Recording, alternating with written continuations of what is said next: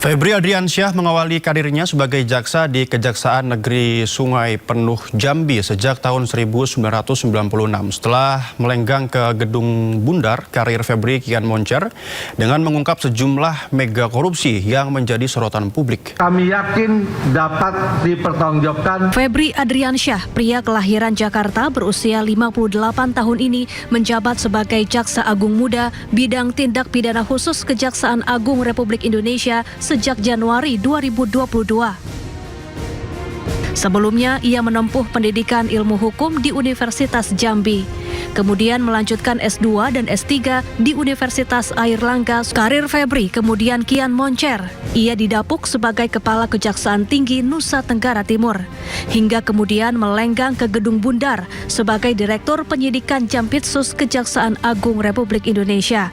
Hingga akhirnya menjabat Jaksa Agung Muda Tindak Pidana Khusus. Pada tahun 2022, Febri melaporkan harta kekayaannya ke KPK senilai total 6,36 miliar rupiah. 3 tahun kemudian, harta Febri meroket menjadi 18,26 miliar rupiah. Sepanjang karirnya di Kejaksaan Agung, Febri pernah menangani sejumlah mega korupsi yang menjadi sorotan publik.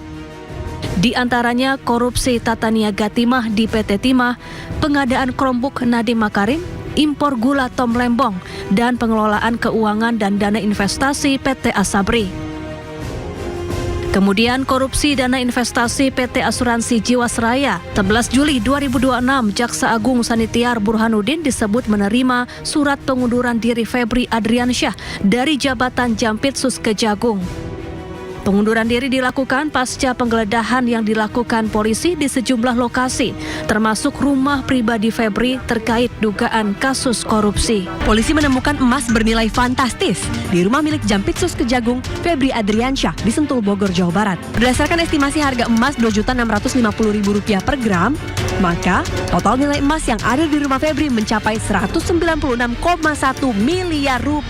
Istana melalui Menteri Sekretaris Negara Prasetyo Hadi merespon penggeledahan 13 lokasi yang dilakukan Korps Pemberantasan Tindak Pidana Korupsi Polri terkait kasus korupsi besar.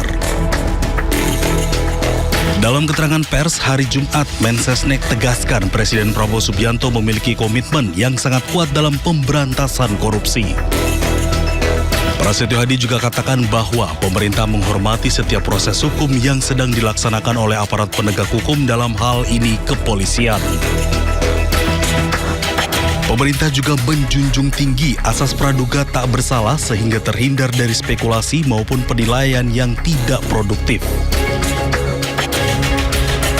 Sementara itu, menurut Prasetyo, yang tidak kalah penting saat ini adalah menjaga konduktivitas, stabilitas, dan persatuan sebagai sesama anak bangsa.